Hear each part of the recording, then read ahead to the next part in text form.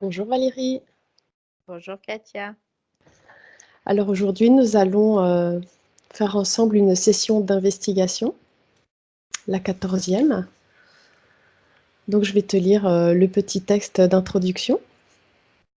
Alors, ce cycle d'investigation se concentre sur le livre le plus célèbre au monde, dont la traduction signifie livre. Chaque mois, nous consacrerons à ce sujet un protocole et selon les informations qui émergeront, nous procéderons à des investigations complémentaires qui nous permettront de développer même un seul sujet. Dans ce protocole, nous examinerons en particulier l'Ancien Testament, selon une perspective la plus neutre possible. Seules certaines questions rapportent délibérément des informations plus détaillées, rapportées dans les Écritures saintes pour examen. Voilà, donc je t'ai lu la petite intro. Et maintenant, tu peux, si tu es prête, fermer tes yeux. Oui, je suis prête. Tu es prête? Et donc, la seule chose que tu vas faire, c'est te détendre. Et moi, je vais compter de 10 à 1. Donc, bien sûr, si tu vois ou ressens quelque chose avant que j'arrive à 1, tu peux m'interrompre. D'accord. 10.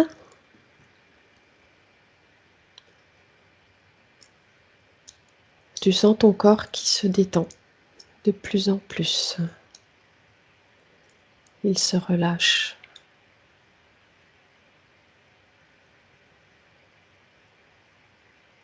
9.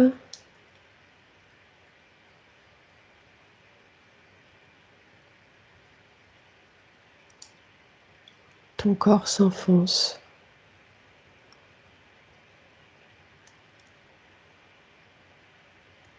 'À chaque respiration, un peu plus.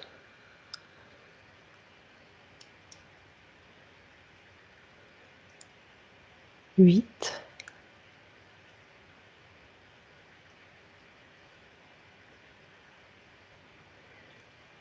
Il devient de plus en plus lourd à chaque parole que je prononce.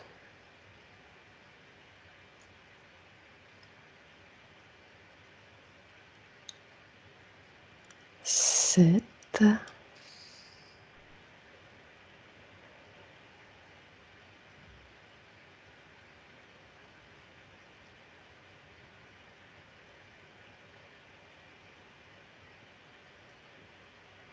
6.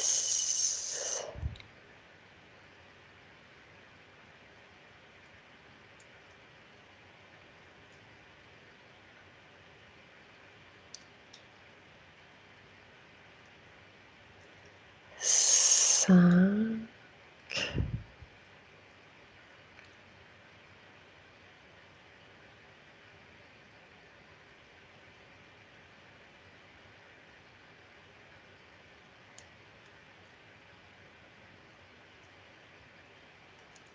'À partir de maintenant, n'importe quel bruit que tu pourras entendre vont t'aider à t'enfoncer encore plus.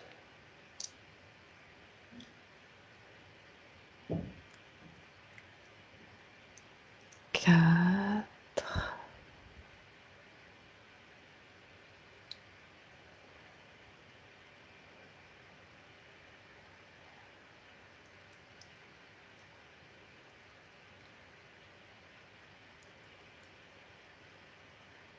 3.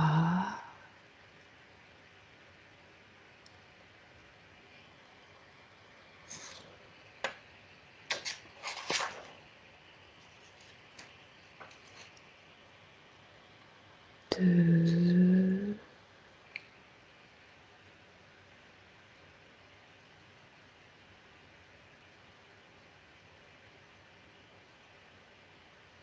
1.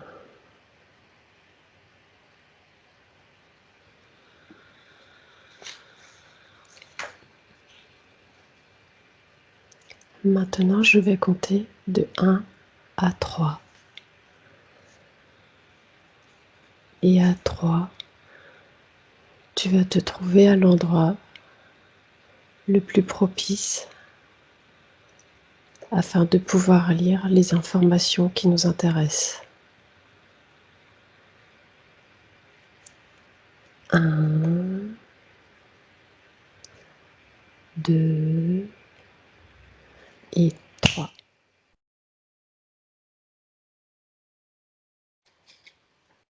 Tu y es, Valérie? Alors, je ressens beaucoup de chaleur. Quoi, tout de suite. Depuis quelques minutes, je ressens beaucoup de chaleur. Je ressens vraiment une grosse énergie qui est donnée pour cet Ancien Testament que tu me parlais tout à l'heure. D'accord. Comment tu te sens? Je me sens bien. Merci. Super. Donc, je vais te poser la première question. Qui a écrit l'Ancien Testament? Alors, ce que je vois, c'est qu'il y a plusieurs personnes, en fait, qui ont écrit l'Ancien Testament. Je vois un homme, notamment, il est assis sur, je dirais, c'est une espèce de pierre. Il est assis en tailleur. Et c'est assez poussiéreux, là où il se trouve. Et il est en train de... Alors, ce que j'ai aussi, c'est qu'à cette époque, tout le monde ne possédait pas le fait de pouvoir écrire. Il y avait des personnes qui écrivaient, qui étaient vouées à ce rôle-là. Mais ce que je vois, c'est que c'était écrit sur des... Il y a eu sur de la pierre, il y a eu sur de la peau. Il y avait plusieurs supports. Et ce que je vois, c'est un homme, je sais pas comment il s'appelle. J'entends Paul. Je sais pas si c'est quoi, voilà, Paul. Mais je vois plusieurs personnes qui se sont comme succédées et il y a des gens qui parlaient, d'autres qui écrivaient. D'accord.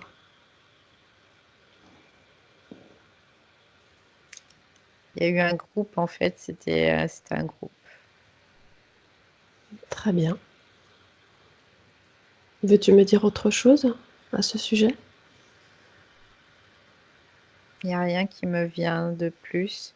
Je le vois, hein, je vois cet homme, il est assis en tailleur, il a un vêtement qui est assez comme une espèce de tunique grise avec une cordelette au niveau de la taille. Je vois qu'il est... Là, il est pieds nus. Et je vois de la poussière, en fait, comme si c'était un endroit où il y avait du sable ou beaucoup de poussière, en tout cas. D'accord. Très bien. Je vais passer à la deuxième question. Alors, les événements relatés dans l'Ancien Testament ont-ils réellement eu lieu ou sont-ils liés à des mythes et des légendes? Alors, je dirais, euh, pour, par rapport à ce que je vois là, ça a eu lieu et ça a été, je dirais, enjolivé, déformé, interprété. Voilà, c'est plus le mot. Mmh. Ça n'a pas été complètement relaté tel que c'était et ça a été plus interprété par rapport certainement à des croyances à cette époque. D'accord. Très bien.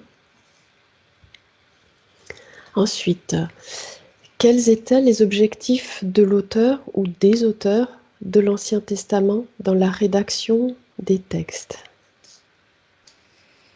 Alors, c'était de transmettre, mais mais transmettre, moi, ce que je vois sur le long terme, c'était vraiment la transmission d'informations, j'entends capitales et majeures. J'entends aussi le savoir et la connaissance. Le but était de vraiment transmettre tout ça. Et par contre, je vois qu'il y a des choses qui se sont construites sur cette transmission qui, au départ, n'étaient pas souhaitées.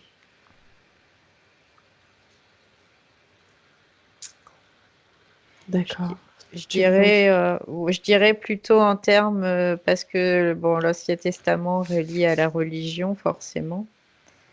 Et c'est vraiment, j'ai cette impression que ces hommes ne voulaient pas que cette religion-là, en tout cas, soit calquée sur ce livre. D'accord, très bien. Autre chose? Oui, je dirais seulement pas telle qu'elle est conçue aujourd'hui, en tout cas. Ok. Qui a choisi les livres à inclure dans l'Ancien Testament, présents dans les Bibles de la religion catholique? Alors, ce que je vois, c'est qu'il y avait un cercle d'hommes aussi, hein, c'est très masculin. Et ces hommes je dirais, ont décidé pour tout le monde.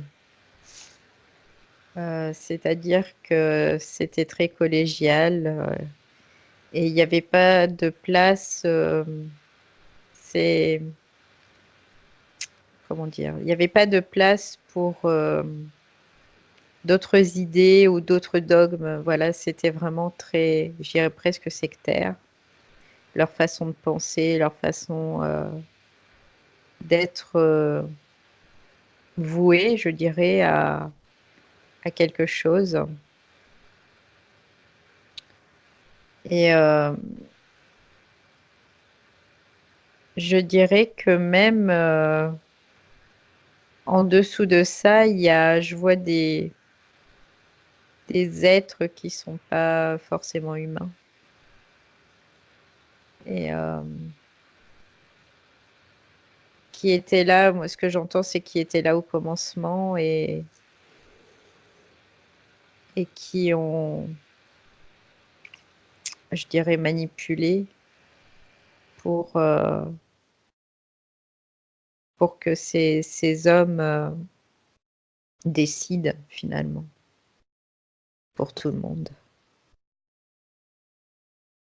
Il y avait beaucoup de violence autour de ce cercle.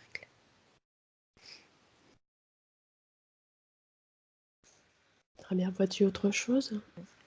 Mais ce qui revient encore là, c'est qu'à l'origine, ce n'a pas été écrit pour cette utilisation-là. C'était autre chose et ce que je vois, c'est qu'il y a beaucoup de messages codés dedans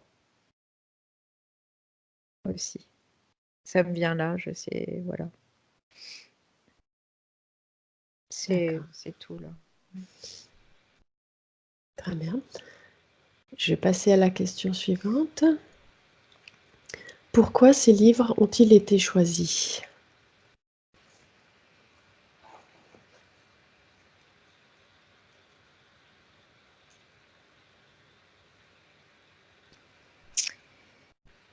J'ai rien là, alors je vais attendre juste que ça vienne.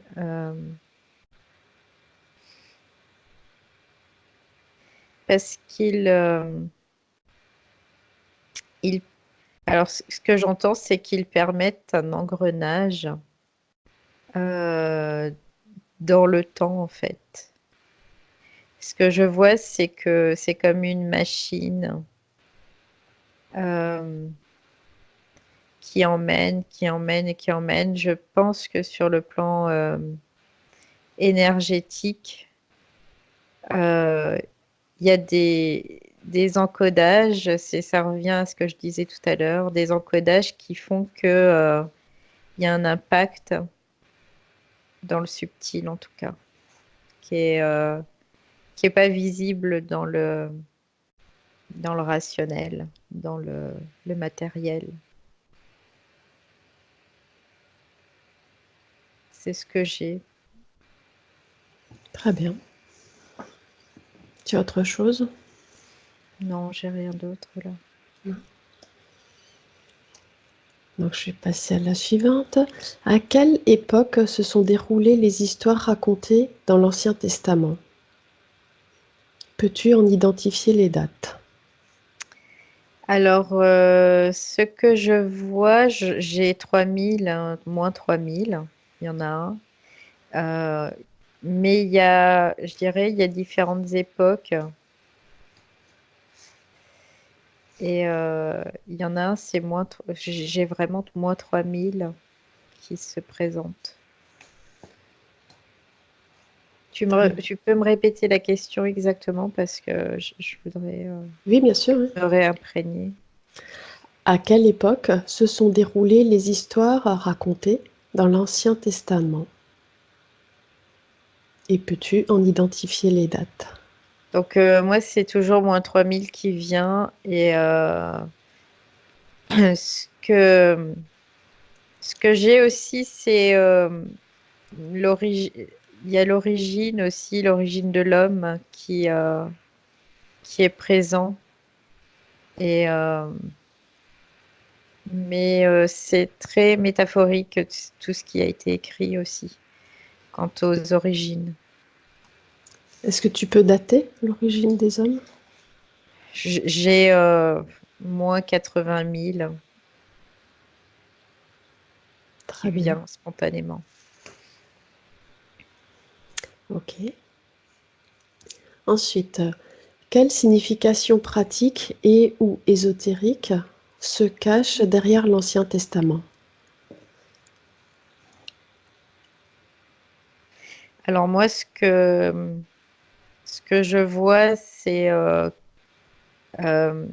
la liberté, le fait qu'on est libre et totalement libre et que finalement on s'emprisonne en permanence. Et,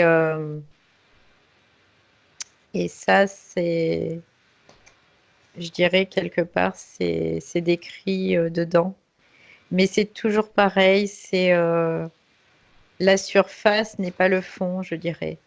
En surface, on lit quelque chose et le fond, c'est, je dirais, autre chose et ça revient au fait de ce qu'on voit dans le matériel et ce qu'on vit dans l'énergie.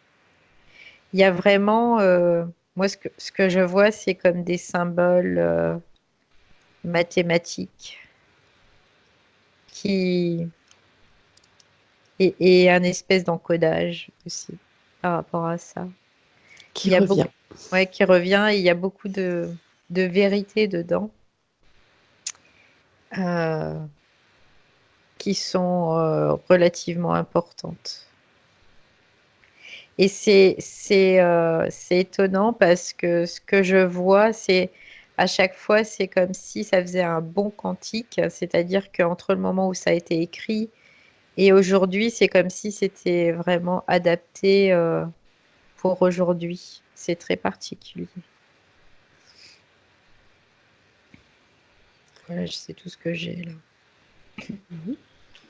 Ça va, tu te sens bien? Oui.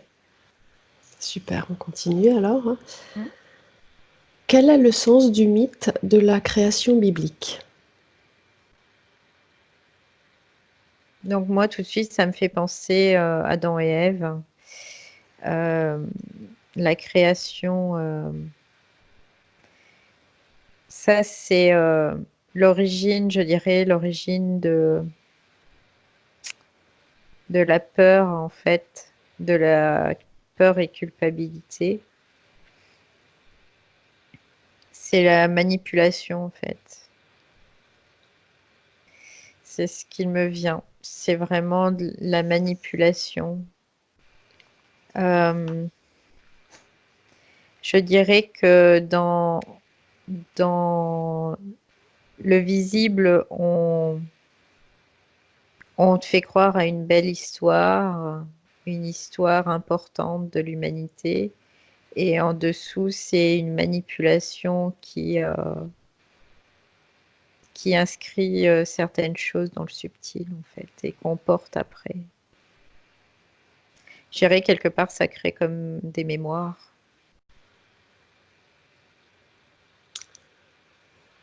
D'accord. Et c'est comme si cette image était à l'origine d'autres religions aussi. C'est ce que je vois, si on peut. C'est qu'il y a des choses qui ont découlé de ça, d'autres choses qui ont découlé de ça. Il y a eu comme un impact sur d'autres religions, sous d'autres formes encore. Très bien. Autre chose? Non, là, Non. j'ai plus rien. Non. Ok. Dans l'Ancien Testament, il est fait référence à Dieu, parfois avec des termes singuliers tels que El, Yahweh, et parfois avec des termes pluriels, par exemple Elohim. Que signifient les termes El et Elohim? Alors, ce que je vois, c'est qu'Elohim, c'est la représentation en effet de plusieurs dieux, entre guillemets, hein, je dirais. Parce que pour moi, ce ne sont pas des dieux, ce sont seulement des êtres qui avaient la possibilité de longue vie, je dirais, et de maîtriser maîtriser des éléments, c'est ce que je vois. Et aux yeux des hommes, c'est sûr que pour eux, ça pouvait être que des dieux. Ce sont leurs créateurs parce que on leur a redit encore et encore. Et c'est en ça aussi, là, je vois qu'il y a plein de bifurcations entre les religions monothéistes et tout ce qu'il y a, les mythes et tout ça, tous s'articulent autour de ça. Il y a vraiment cette articulation. Alors elle, ce que je vois, c'est une femme. Quand je vois une femme, et ce que je vois, c'est l'ancienne Égypte. C'est ce que je vois. Ça me ramène à l'ancienne Égypte. Je vois une pyramide. Je sais pas, j'ai le mot créatrice qui vient. Donc,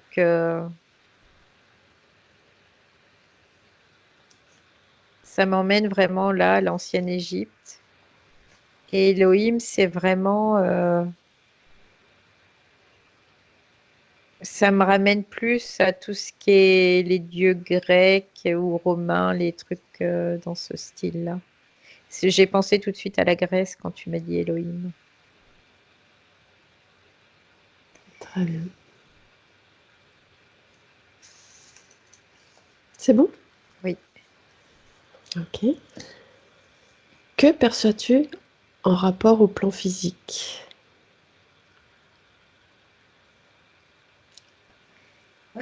Par rapport à quoi? Par rapport à ces êtres, elle et Elohim? Je suppose, puisque c'est la question suivante. Donc, D'accord. je te relis les deux si tu veux. Oui, Que signifient les termes El et Elohim? oui. Que perçois-tu en rapport au plan physique? Et que perçois-tu en rapport au plan métaphysique? Alors, sur le plan physique, ce que je perçois, ce que je vois, c'est que ces êtres avaient des possibilités, je dirais technologiques peut-être, qui a fait que les hommes se soumettaient totalement parce que pour eux, c'était extraordinaire. Et ça encore, aujourd'hui, on le porte en nous. C'est comme si dès que quelqu'un a des capacités un peu particulières, tout de suite on l'idolâtre. Alors je parle en fonction, pas forcément dans la religion, mais dans tous les domaines de la vie.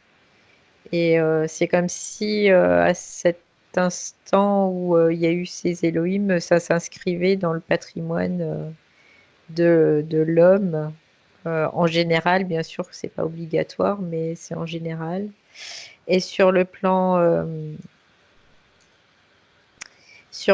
ésotérique, sur le plan métaphysique, je vois que du coup, il y a vraiment cet échange d'énergie, en fait, qui est là. Ces hommes qui donnent leur énergie et leur consentement à ces êtres totalement. C'est-à-dire que euh, les hommes, quoi, les hommes avec un grand H, hein, je parle, hein, pas du, sont donnent finalement, ils donnent leur âme quelque part à ces êtres-là, sans, en donnant leur pouvoir aussi et en leur permettant de, d'avoir le droit de vie, de mort, quoi, entre guillemets, hein, bien sûr, sur eux, et de pouvoir accepter tout et n'importe quoi de ces êtres. Parce que j'entends aussi, ils sont supérieurs, quoi, c'est tel qu'ils les voient, en fait, supérieurs. Alors que la seule, je dirais, supériorité, c'est une espèce de technologie qui leur permettent ça, mais finalement, ils ont besoin de nous aussi pour continuer à perdurer, en fait. Et ça me fait vraiment penser à tout ce que je vois en session dans ce qui est reptiloïde et tout ça. Ça me fait penser ça différemment. Ils étaient, je dirais, ils étaient différents, mais c'est dans les grandes lignes, c'est un peu la même chose, je dirais. C'est peut-être même l'origine, quoi, la souche de ces reptiloïdes. Et qu'aujourd'hui, ben, il y a toujours ce même schéma qui se répète encore et encore. Ok, intéressant. Oui, Ensuite, que signifie Yahweh? Je ne sais pas si je prononce bien. Si tu veux, je te l'épelle. oui, Y-A-H-W-E-H. oui. C'est Yahvé. Yahvé. D'accord. Ça Merci. signifie Yahvé, bah, ça signifie Dieu. Alors j'entends Dieu est là en toi. Dieu est là en toi. Et ce que je vois, c'est comme si je vois un homme qui est en train de boire une essence. Euh, Ce que je vois, c'est que je dirais il y a cet homme qui est là. Ça revient un peu à ce que je te disais dans la question d'avant, où on voue un culte à certaines personnes parce que on les croit supérieures à nous. Et du coup, il y a comme quelque chose énergétiquement qui s'inscrit en tout cas en nous quand on accepte ça,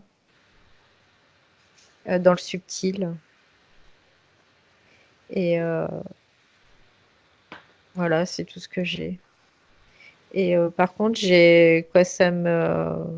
ça me provoque, rien que le fait de lire ça, ça me provoque mal à la tête. Vraiment, pour moi, c'est quelque chose qui est pas du tout OK, en tout cas. Très bien. Donc, tu sais que tu peux. Ouais, ça y est, c'est parti, là, ouais. C'est parti. Ouais. Très bien. Donc, ça va. Oui, et en même temps, ce que je vois, c'est très relié au mental aussi, hein. Ce que je vois, c'est qu'il y a quelque chose qui est très relié au mental. J'ai une impression de manipulation mentale aussi, tu vois, ce qui vient. Ok. carrément. Ouais, dans ce mot aussi.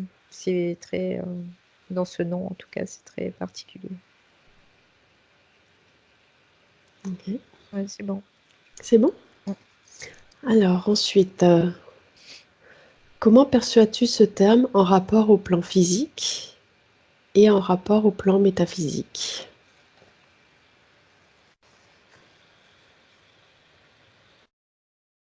Alors, il y avait sur le plan physique, c'est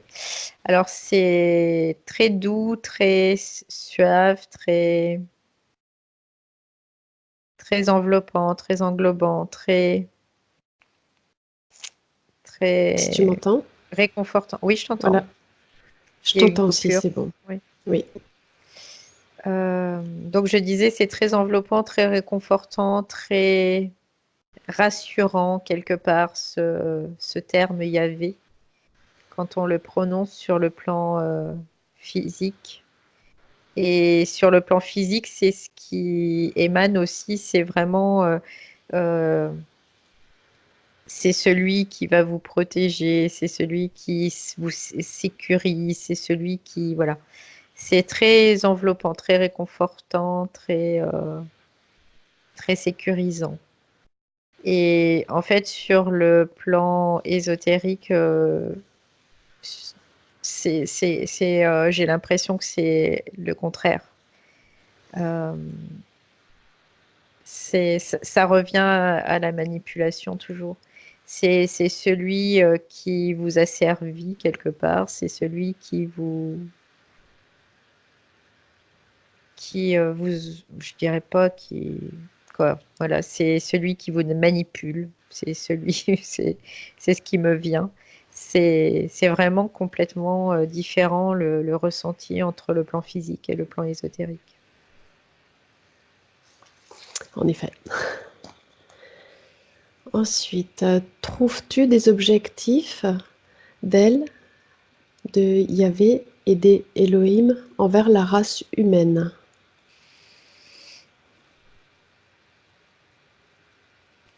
Bah, je dirais leurs objectifs, les objectifs. Alors, je dirais que dans l'absolu, c'est la même chose entre elle et les Elohim. Et je dirais que dans la forme, c'est pas le même chemin, je dirais. C'est pas le même chemin, mais le résultat est le même. Euh, Dans le processus, je dirais, de manipulation, quoi. C'est pas la même chose, mais par contre, le résultat est le même. Par contre, au niveau de elle, il y a, c'est bizarre parce qu'il y a comme un espèce de questionnement et il y a quand même une possibilité de pouvoir je dirais, de se sortir, d'être souverain. Alors, je sais pas pourquoi, par contre. C'est ce que je ressens. D'accord. Ensuite, qui étaient les Néphilim? Alors, ce que j'ai, c'est que ce sont des êtres qui font partie. Alors, ce que j'ai, c'est ils font partie d'une autre dimension. Et j'ai pas quelque chose de forcément très désagréable. J'ai le mot catégorie aussi qui me vient. C'est une catégorie d'êtres. Et ce que je vois, c'est que je dirais qu'ils sont plutôt lumineux, quoi. C'est ce que je vois. Ils sont plutôt lumineux et c'est ce qui me vient tout de suite. Mais j'ai pas d'autre chose. D'accord. Je dirais que j'ai le mot protecteur aussi qui vient. Protecteur. D'accord. Ouais. Tu réponds un peu à la question suivante, tellement tu Ouais. as d'informations, donc je vais te la poser tout de suite, Oui, oui. pendant qu'on y est. Ils sont décrits comme les géants bibliques. Observe leur ADN et comment les perçois-tu?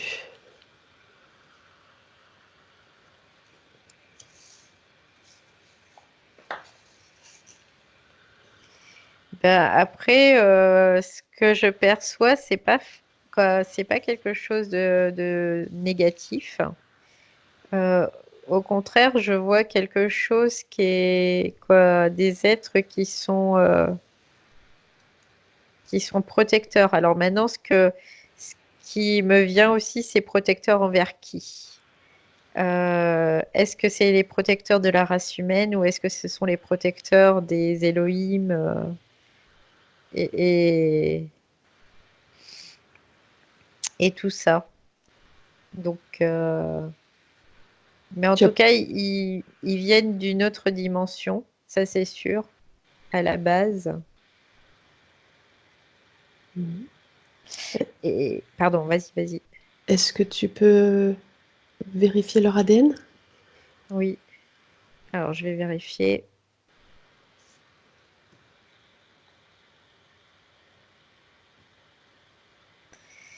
Alors je dirais que ce que je vois, c'est il y a plusieurs ADN dedans, dans leur.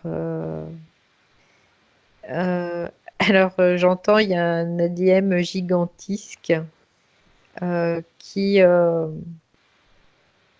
Ça me fait.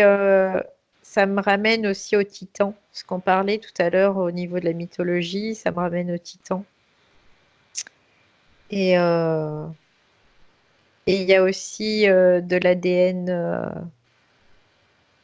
Alors, il y a de l'ADN humain qui est mélangé et de l'ADN, je dirais, j'arrive pas à le définir. Parce que j'ai envie de dire reptiloïde, mais c'est pas totalement juste. Parce que Tu peux aller le toucher pour être sûr.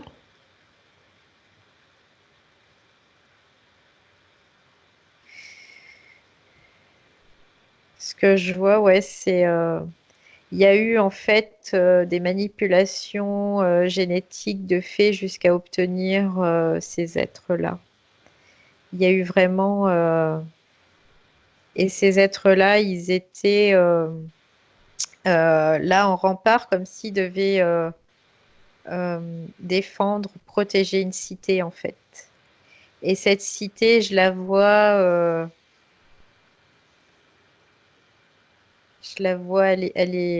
ça me fait penser, alors je ne sais pas si c'est ça, mais ça me fait penser un peu à la Lémurie, l'Atlantide, les trucs, ces cités-là, c'est circulaire. Alors je ne sais pas si c'est l'Atlantide. J'ai pas cette impression-là. Non, c'est pas l'Atlantide, mais c'est quelque chose qui s'y rapporte, qui est assez semblable. C'est une base en fait. Et ils sont en protection de cette base. Tu vois, je voyais la protection tout à l'heure, mais je savais pas quoi. Et en fait, c'est la protection de cette base. Donc la cité, c'est la base, Ouais, juste pour être sûr, ouais, pour être d'accord. oui, oui. Très bien. Ensuite, c'est tout? Oui, après Ça va. l'ADN, je Ah vois oui. vraiment 3 ADN dedans, très distinctement. Je vois quelque chose, alors un ADN gigantesque, c'est vraiment ce qui me vient encore. Mhm. Et il y a une partie humaine, mais dans le sens qui se plie à, en fait, Mhm. cette partie-là. Et, euh, et l'autre, je dirais, c'est reptiloïde. Mais ça me fait penser à quelque chose de reptiloïde, mais c'est pas ce que je pourrais. Quoi, je sais pas, c'est pas des reptiloïdes tels que on les conçoit aujourd'hui, en tout cas. D'accord. Oui, comme tu parlais de manipulation, en fait, c'est... Ouais. Ok, d'accord. Ensuite, quel est le sens du grand déluge?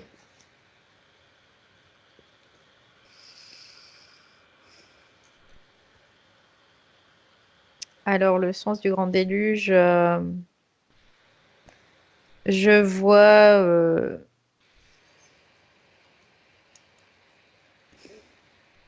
je dirais des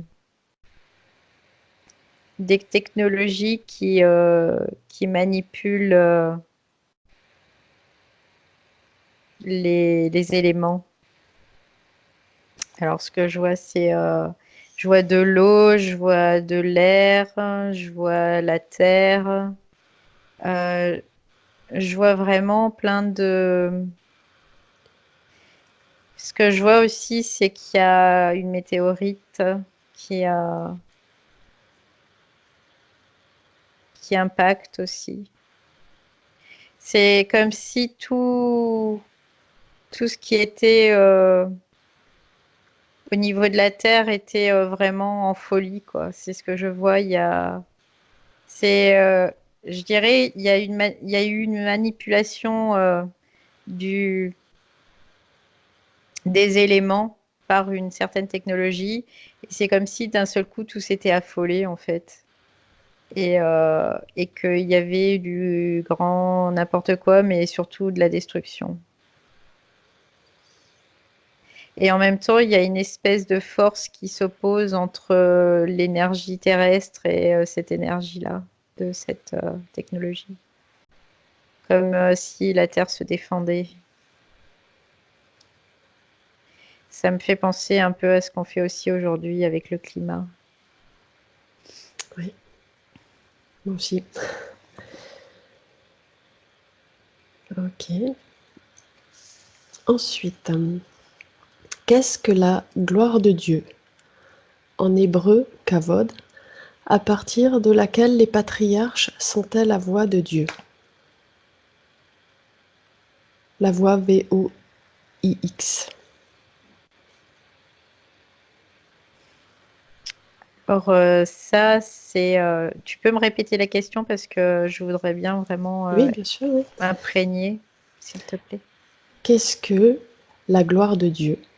En hébreu, kavod, à partir de laquelle les patriarches sentaient la voix de Dieu. La voie de Dieu, c'est vraiment la voie à suivre. C'est le chemin emprunté. C'est, je dirais, une ligne directrice à respecter, coûte que coûte. Et ces patriarches sont mis en place pour veiller quelque part à ce qu'elles soient transmises encore et encore et encore et encore. Et ça me fait penser à, tu sais, les papes. Oui, Et ça me fait penser à ça, ces patriarches qui sont... et ça revient un peu à ce que je disais tout à l'heure, qui sont très enveloppants, très bienveillants, et en fait, il y a une grosse manipulation derrière. Et c'est vraiment pour maintenir l'être humain sous cette coupe en permanence. Et ça a été vraiment inscrit au fur et à mesure des siècles et encore et encore et encore. Et ça se perpétue encore et encore. Et je dirais, tel que c'est encore aujourd'hui, c'est pas encore terminé, quoi. d'accord. Ils étaient vraiment là pour donner une ligne directrice et que cette ligne directrice soit vraiment tenue, quoi. Très bien. C'est tout? Oui. Oui, merci. Alors, la suivante. Qui ou qu'est-ce qu'étaient les chérubins que les prophètes voyaient provenir de la gloire de Dieu? Alors, les chérubins, moi, ce que je vois, c'est des anges tout de suite. Je vois des petits anges là qui se promènent avec leurs trompettes. Euh, Mais je dirais que au-delà de ça, c'est l'image peut-être qu'on en a. C'était des avant-postes, je dirais. Ce sont des êtres qui étaient là pour, comment dire, pour veiller à ce que tout se déroule correctement.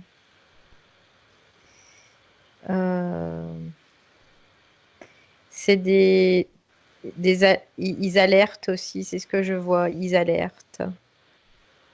Ils créent ouais, c'est ce que je vois, des alertes. En fait, il y a plusieurs niveaux. C'est une hiérarchie, il y a plusieurs niveaux et ils sont, je dirais,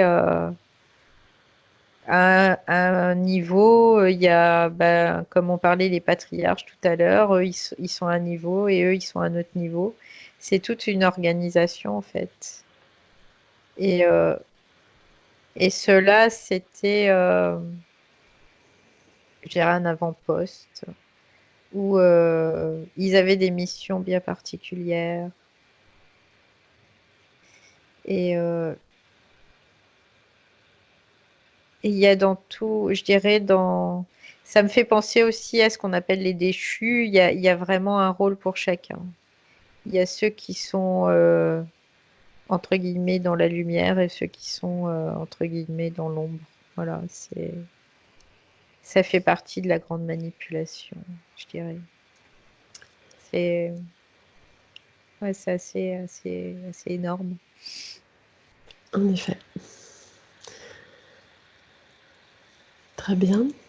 Donc, que signifie le terme malak avec une majuscule?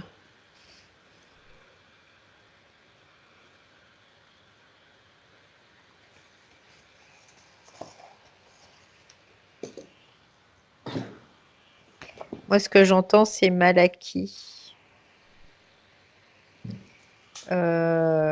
qui, pour moi, quoi, là, d'après ce que je capte, c'est erroné, en fait.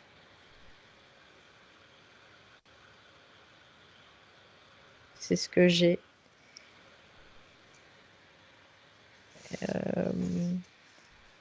Je dirais qu'il n'est pas dans le droit chemin. Je sais pas pourquoi, mais c'est ce qui me vient. Ouais, sans mauvais jeu de mots, quand tu entends Malaki, Ouais. quand tu perçois. Ouais, j'ai vraiment eu Malaki tout de suite qui est arrivé et qui est erroné, qui n'est pas dans le droit chemin. Voilà, c'est ce qui me vient. Ok. Pourquoi, dans les Bibles catholiques, le mot malak est-il traduit avec le mot ange?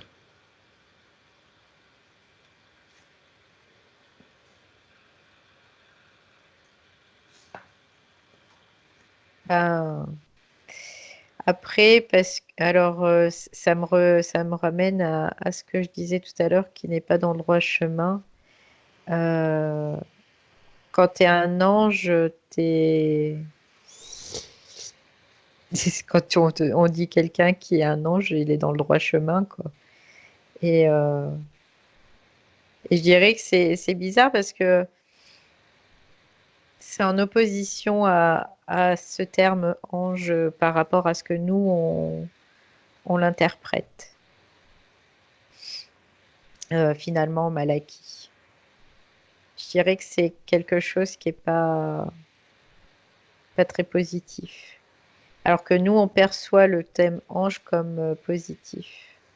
Et en fait, je dirais que quelque part, les anges ne sont pas forcément des êtres positifs tels qu'il est conçu, en tout cas dans ces livres. Je ne dis pas que dans l'absolu, il n'y a pas des êtres lumineux et bienveillants, mais tels qu'ils sont décrits dans ces livres et, comment dire, avec toute cette manipulation, pour nous, c'est pas forcément des êtres bienveillants en tout cas. Et Oui, ouais, oui, ça rejoint ta réponse précédente avec les anges déchus. ouais. Ok. Les anges déchus, il y a eu vraiment... c'est vraiment pour que tout le monde, en fait, il y ait des anges lumineux, des anges déchus, c'est pour que ça parle à tout le monde, en fait, à toute la population, dans la polarité positive et négative, je dirais. Voilà, D'accord. c'est un peu l'idée. Mais en gros, quand on va au fond, c'est la même chose, tout est la même chose. Très bien. Alors, la question suivante. Quel est le rôle des malakim, pluriel de malak?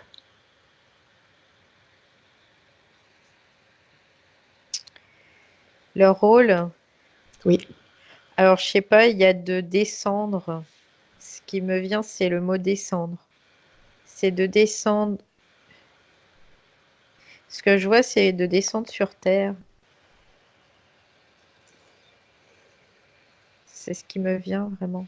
Mhm. Descendre sur Terre, mais ce sont pas des êtres qui, pour moi en tout cas, me sont positifs, pas du tout, quoi. Et, euh, et ce qu'ils génèrent, non, c'est pas. Mais ce que j'entends, ouais, c'est leur, c'est de descendre sur Terre. Très bien. C'est leur rôle. Alors ensuite, qu'est-ce que l'arche de l'Alliance donnée à Moïse?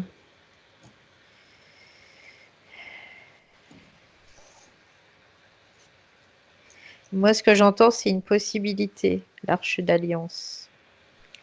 Ça me ramène au libre arbitre. C'est une possibilité que l'être humain a. C'est le droit de choisir. Parce qu'en fait, on voit quelque part euh, un objet, on le symbolise comme ça, mais en fait, c'est plus la possibilité de choisir ce qui est bon pour lui ou pas et ce que l'être humain veut pour lui. C'est la possibilité de choisir. Je dirais c'est en termes de religion, c'est la rédemption. Euh, Mhm. c'est la possibilité de choisir de faire le bien ou de faire le mal et d'être bienveillant ou malveillant. C'est toujours dans cette polarité-là en tout cas. D'accord. Le fait qu'elle soit donnée à Moïse, tu as des informations par rapport à ça? Bah, je dirais que lui, c'était celui qui naviguait à contresens par rapport à ce qui se passait à l'époque où il vivait. Et c'était, je dirais, le gardien de ce choix quelque part. C'était le gardien, c'était le porteur de ce choix, de, de pouvoir choisir et de pas suivre le troupeau quelque part, entre guillemets, et de faire le bien, de se sentir libre en fait. Mhm. D'accord. Tu as d'autres informations? Non. Non. Quelles étaient ses caractéristiques? À Moïse ou à l'Arche Alors, je te d'Alliance? lis les deux Ouais, d'affilée, comme ça ouais, tu, ouais. tu sentiras. Oui, oui, Qu'est-ce que l'arche de l'Alliance donnait à Moïse? oui. Quelles étaient ses caractéristiques? Alors, les caractéristiques, je dirais que c'était ça, ça permettait de voir les polarités en fait et de pouvoir décider, choisir. C'était ça. Quelque part, ça permettait de voir ce qui se passait réellement et de ne pas voir cette manipulation, je dirais. D'aller en dehors de cette manipulation. Et cette manipulation, ça me fait penser aussi à la matrice dont on parle souvent. Et j'ai vraiment cette impression où cette arche d'alliance permettait d'aller au-delà de la matrice, d'avoir ce libre arbitre total. Très bien. Question suivante. Tu es prête? Oui. Pourquoi Yahvé ordonnait-il constamment aux Israélites de lutter contre les tribus de leurs parents pour voler leurs terres et leurs biens après les avoir exterminés? Je dirais parce que ça nourrit le système, déjà, de pouvoir faire cela. Et ça, la lutte fait que on met dans une certaine, dans un certain schéma où on va nourrir toujours le même système encore et encore et encore. Et aujourd'hui, j'ai l'impression que ce système, il est encore en place, quoi. On lutte, la lutte permanente là, c'est l'origine des guerres et tout, quoi. Et j'entends aussi des spoliations, quoi. La spoliation qui est là aussi. Déposséder, qui vient aussi là, chez ce mot-là. Ça vient de là aussi. Mais ça nourrit toujours la même chose, en fait. Ça nourrit toujours le même système. Ok. Donc, ces lieux ont toujours été le théâtre de conflits acharnés. Au Moyen Âge, les papes et dirigeants européens organisèrent les croisades pour reconquérir le Saint-Sépulcre. Dante Alighieri positionna l'entrée de l'enfer sous la ville de Jérusalem. Et plus récemment, les mêmes territoires se disputent encore dans une guerre fratricide entre Israéliens et Palestiniens. Quelle est l'origine ésotérique de ces conflits? Ce que je vois, c'est qu'il y a comme un espèce de... Ce que j'entendais, c'était un berceau. J'entendais le berceau de l'humanité. J'entendais le fait que il y ait vraiment un point stratégique à cet endroit-là sur Terre, en tout cas. Alors, ce que je vois, c'est il y a des portails, il y a même un portail principal à cet endroit-là. J'ai l'impression que tout est en lien avec ce lieu, en tout cas, et que je dirais, ce qui me vient, c'est le chef de tous ces êtres, je sais pas, c'est ce qui me vient. J'ai cette impression qu'il est relié à cet endroit-là et qu'il y a un portail. C'est un passage, en effet, où tout transite. Toutes les énergies transitent par là, et ce qu'ils veulent, c'est des énergies de souffrance, de fréquences négatives. Et je dirais, si on veut la paix sur Terre, il faut que cette zone-là soit vraiment complètement dégagée et nettoyée de tout, quoi. Parce qu'en même temps, ça inscrit beaucoup de mémoires. Il y a beaucoup de mémoires qui sont inscrites et ça pousse en même temps à recommencer encore la même chose et encore et encore et encore et encore. Ça se répète tout le temps, tout le temps, tout le temps. Et ça, c'est un moyen qui pour eux et de s'assurer de leur pérennité, en fait. Et je vois qu'il y a vraiment un portail énorme où toutes les énergies, il y a beaucoup d'énergie qui transite par là. Et après, je dirais, c'est des réseaux. Derrière, c'est des réseaux qui distribuent après différents points. Alors, ce que je vois, c'est qu'il y a différents points sur Terre, mais il y a différents points aussi autres que sur Terre, ailleurs. Je vois qu'il y a des vaisseaux qui sont reliés aussi à ça. Quoi, c'est vraiment énorme. Mais en tout cas, leur intérêt, c'est que ça continue vraiment à, à être vraiment dans cette configuration-là. Ouais, je dirais, c'est le berceau, ce berceau de cette humanité en même temps.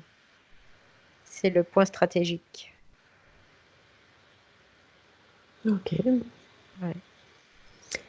très bien. Tu as autre chose? Non, Non, écoute, c'était la dernière question. ok. Donc, si tu as plus rien à ajouter, Non, je vois rien d'autre. non. Je vais t'accompagner pour revenir dans le présent. En 2019. Donc, je vais compter de 1 à 3. Et à 3, tu te sentiras pleine de vitalité. Tu baigneras dans tes énergies, à toi, prête pour la journée qui continue. Et on va passer par le 1, où comme d'habitude, tu vas commencer par te déconnecter de tout et de tous. De tout ce que tu as vu, de tout ce que tu as ressenti. À 2, tu vas te remplir de ton énergie favorite, celle dont tu as besoin aujourd'hui. Tu te sens de plus en plus légère. Tu commences à bouger tes mains, tes pieds.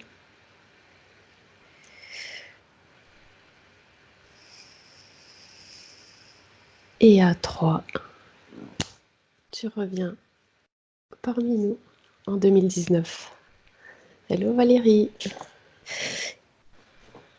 Ah, quel voyage! Ah ouais, comme tu dis, comme tu dis. Eh bien écoute, je te remercie beaucoup Bah, merci à toi, Katia. et je vais couper l'enregistrement et on se retrouve après. D'accord. Au revoir. Au revoir. Benvenuto a questo nuovo video di Disclosures.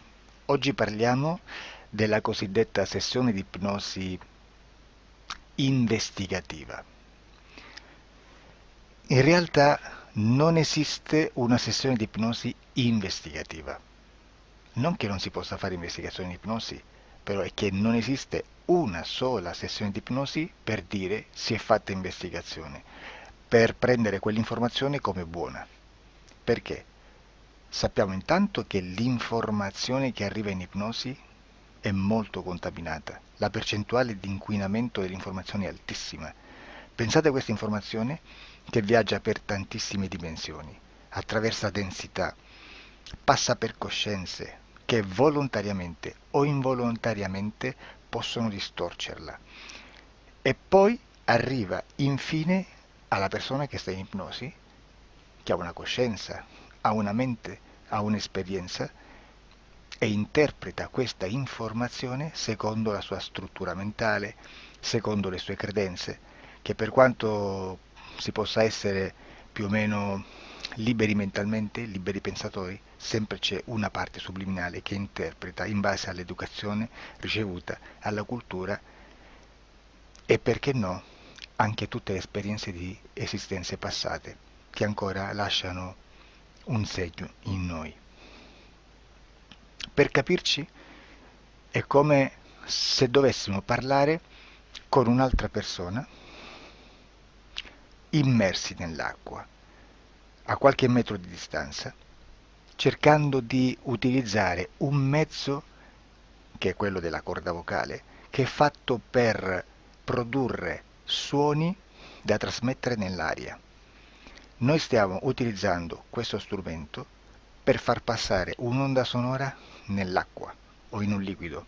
Chiaramente il suono viene completamente distorto, sempre ammesso che sia per il nostro corpo facile e non difficoltoso poterlo fare senza avere dei problemi come ingurgitare acqua o eccetera. Ma non solo. Supponiamo che per questo tipo di comunicazione utilizziamo anche due lingue diverse, per esempio un italiano e un russo o un giapponese. Per quanto possiamo anche interpretare il labiale, non possiamo capire quello che ci sta dicendo, perché la lingua è diversa. La lingua, diciamo, da dove parte l'informazione a dove arriva è completamente diversa, il codice, il linguaggio è diverso, ma possiamo anche cercare di capirci attraverso i gesti, attraverso le espressioni facciali. Per quanto sia ipoteticamente facile poterlo fare sott'acqua, però non dobbiamo dimenticare che l'acqua non è l'aria e può distorcere l'immagine, ma non solo. Dobbiamo anche pensare che l'altra persona, che parla un'altra lingua, che viene da un'altra cultura, potrebbe interpretare i segnali che noi interpretiamo come X in Y. Per noi un sì è abbassare la testa dall'alto verso il basso, per esempio, sì, e il no da sinistra verso destra, no. In alcuni paesi orientali, come le Filippine credo o qualcun altro, utilizzano esattamente gli stessi segni, ma al contrario. No, sì. Immaginate due persone di queste due culture che stanno cercando di comunicare in maniera così difficoltosa e alla fine non gli rimane altro che interpretare il linguaggio corporale. Sì, che per l'altro invece no. Cosa voglio dire con questo esempio estremo? Che l'informazione da dove parte a dove arriva viene completamente deformata. Non sappiamo esattamente quale percentuale perché ogni situazione è a sé stante, però la percentuale di inquinamento, di distorsione, di contaminazione di questa informazione è assolutamente alto. Quindi fare una sessione investigativa, mettere una persona in ipnosi e chiedere di Tizio Caio Sempronio di una situazione o chiedere certi dati è assolutamente controproducente, è assolutamente inutile. Quindi vi chiederete cosa fate allora voi quando fate ipnosi, quando fate delle domande, quando cercate delle risposte e con queste informazioni che vi arrivano lavorate sulla situazione esoterica del cliente. Beh, non facciamo altro che recuperare questa informazione solamente per arrivare al problema del cliente e poi lavorarci.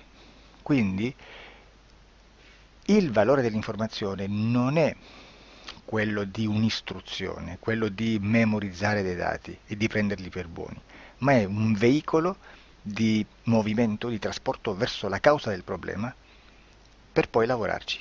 Quindi lo scopo di questo tipo di informazione che si prende dalla singola sessione è completamente un altro. Come si fa quindi? Investigazione in ipnosi. Il lavoro non è semplice, il lavoro è lungo,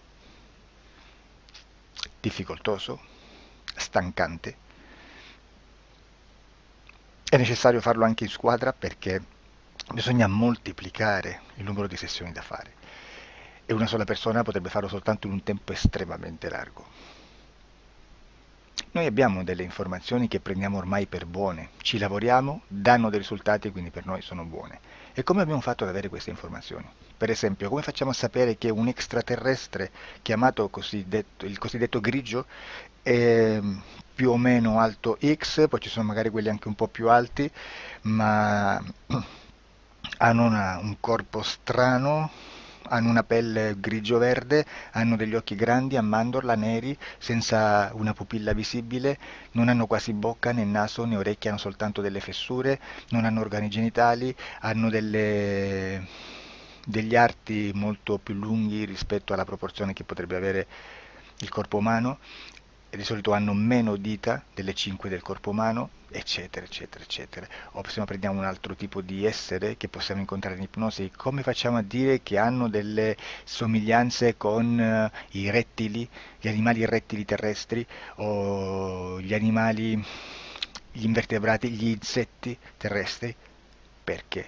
Perché siamo sicuri di questa informazione e ci lavoriamo, e quando ci arriva la prendiamo già per buona, nonostante sia anch'essa contaminata. Perché queste informazioni sono arrivate da tantissime sessioni, fatte da tantissime persone, con tantissime altre persone sotto ipnosi, e che nel contesto di tutto il lavoro gli uni non sapevano degli altri. Questo dato può essere più o meno rilevante, sempre c'è contaminazione, e quindi possiamo prendere per buono anche un gruppo di lavoro dove l'uno possa sapere dell'altro. Ci potrebbe essere una contaminazione del contesto di quel gruppo di lavoro, ma si aggiunge semplicemente una piccola percentuale di questa contaminazione a già la grande che esiste. Non è così impossibile lavorarci. Da tutte queste sessioni, da questo grande numero di sessioni, migliaia, diciamo migliaia, noi prendiamo solamente quell'informazione che è uguale a tutte, che è in comune a tutte, o a quasi, perché magari qualcuna ci potrebbe essere niente in comune per una fortissima contaminazione, perché no? Ma dobbiamo prendere una stragrande maggioranza, proporzionalmente abnorme rispetto a quello che potrebbe essere un minimo di scartabile, e lì possiamo prendere per buona questa informazione. Quindi se noi su 10.000 persone diverse, con operatori anche diversi, in cui in ogni sessione vediamo un essere che più o meno ha le stesse caratteristiche del grigio o dell'insettoide, a forma di mantide religiosa, o il rettile a forma di lucertola, per esempio, di serpente o di quello che sia, o se vediamo il pianeta Marte più o meno di colore rosso, o se vediamo dei sotterranei eterici, non fisici, nel sottosuolo terrestre, soprattutto sotto le grandi città, dove c'è concentrato molto potere, molta energia di questo tipo, e chi più ne ha chi più ne metta. Se vediamo degli impianti che hanno certi tipi di funzioni, certi tipi di forme in certe parti del corpo, e questa informazione la ritroviamo tutta o quasi in tutte le sessioni fatte, eseguite, realizzate da tanti anni a questa parte, significa che quella è una informazione affidabile. E vi posso garantire che stiamo parlando di una percentuale bassissima. Su un 100% staremo, credo, forse più in basso di un 2-3%. Immaginate, tutto il resto è spazzatura, è informazione spazzatura. Sì, spazzatura.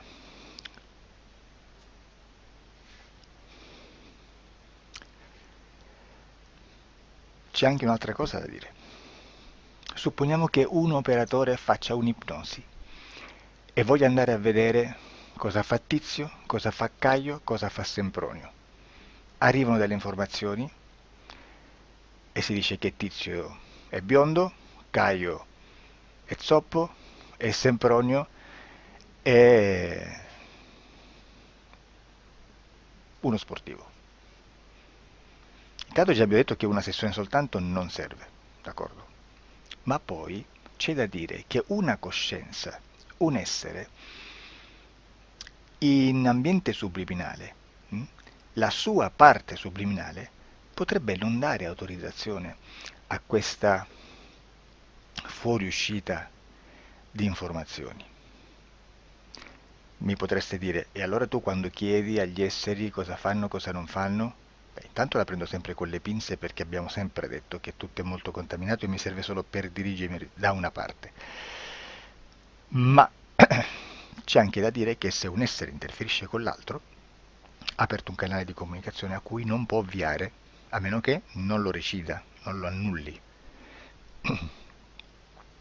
Quindi quando io faccio la domanda a un essere, se lo faccio attraverso l'interferito, mi arriva l'informazione per un canale aperto che sottostà alla volontà dell'interferito.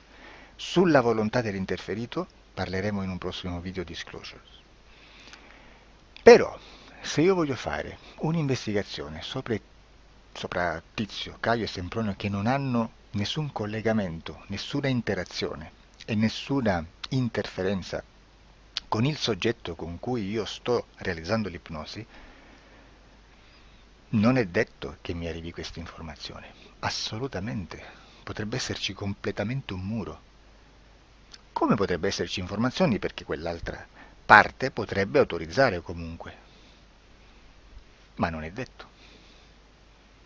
E comunque quando ci arrivano informazioni, in una situazione di non interferenza o non interazione, non possiamo sapere esattamente se sono informazioni che ha autorizzato la parte subliminale dell'altra persona o dell'altro essere, o qualche altro essere, qualche altra entità furba, approfitta della situazione, osserva quello che sta succedendo, si mette in mezzo, si fa passare per l'altro e dà informazioni, ovviamente distorte, prima perché non è detto che debba conoscerle, e anche se fosse potrebbe manipolarle a sua volontà e a suo vantaggio. E quindi immaginate che situazione ridicola ci si viene a trovare, in quale situazione ridicola ci si viene a trovare in questi casi. Da qui si vede quando un operatore riesce a utilizzare l'informazione in ipnosi come per lavorare su un soggetto. Da qui l'osservatore attento delle sessioni di ipnosi riesce a capire se quell'ipnosi è un'ipnosi affidabile, un'ipnosi con un livello di informazione